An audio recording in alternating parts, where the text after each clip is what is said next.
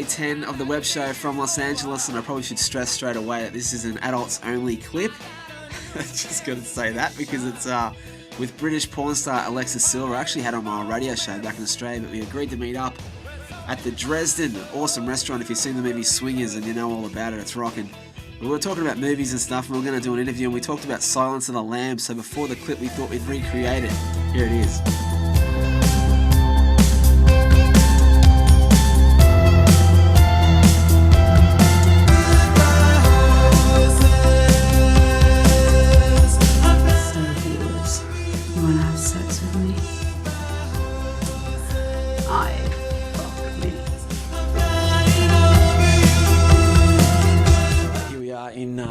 The bathroom. How are you, Alexis Silver? I'm very well. I'm in a bathroom in a strange person's house. It's a bit random. First interview in a bathroom, right?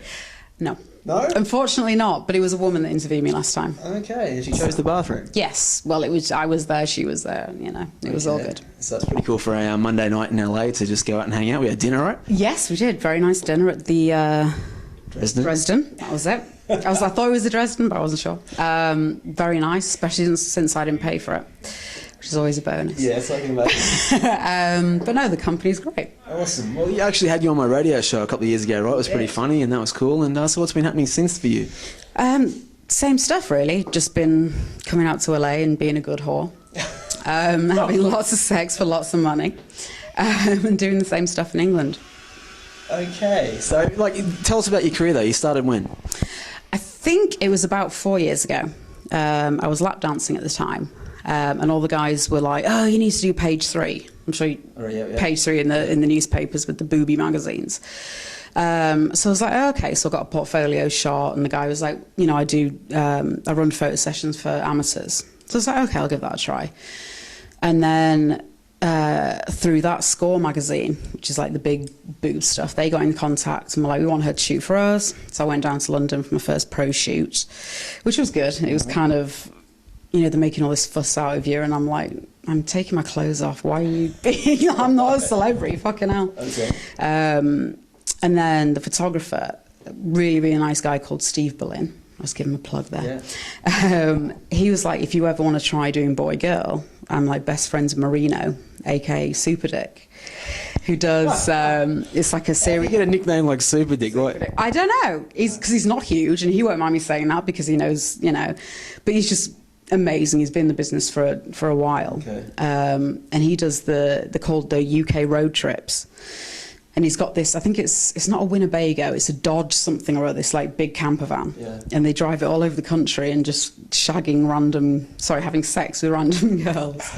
And on the motorway as well. It's like, so I got thrown in the deep end. It was like me, and it was my first girl scene that I'd ever done. First time I'd ever been near a girl. Oh my God. So it was like, what am I supposed to do with that? And there's bits hanging out all over the place.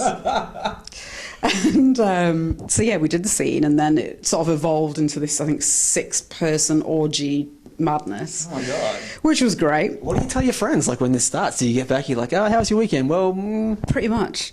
Like, because they were all really worried, and they were like, send me a text and let me know what's going on. So I was like texting them, and you know, we got done with the scene, and Marino gave me the money and was like, thank you so much, that was great. And I was like, I just got paid this amount of money to do that. Are you fucking serious? Wow. And a good friend of his owns one of the biggest agencies in London and put me in touch. And the guy phoned me up like a day later and was like, you know, did you enjoy it? Do you want me to put you some more work? And I was like, yeah, absolutely.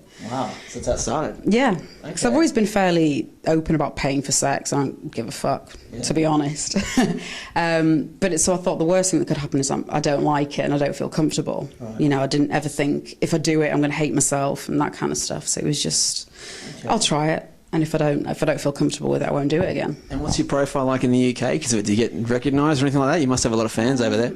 No, I'm bigger over here in the States. Wow.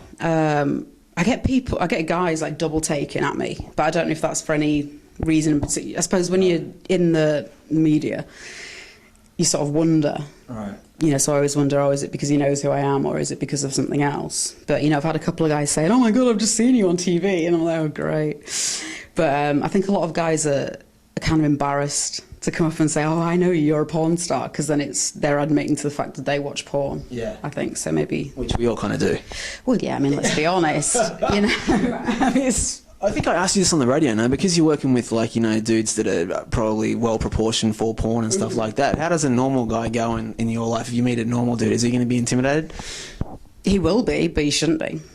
I mean, I've had a few guys recently that I've had like really big crushes on, really like them, and they've just been like, "No, I can't. I'm too scared of you." Wow. And I'm like, "But that's Alexis on camera. Do you know what I mean? I'm a totally different person off camera, and it's, you know, you've got your porno personality, which is just an extension of who you are. It's like selective multi-person syndrome. Do you know, like selective schizophrenia.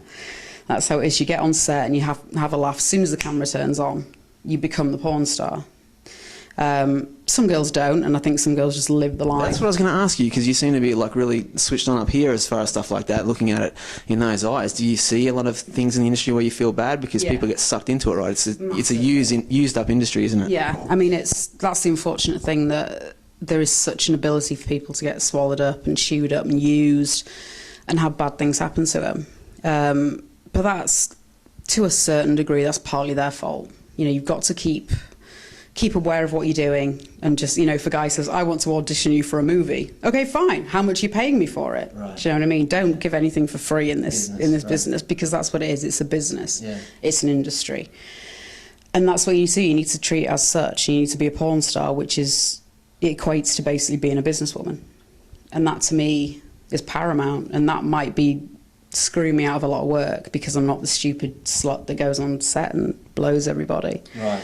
But I'd rather get there on the merits that I'm a good performer, you know, and I look all right, that kind of thing. Are you ready for a new thing?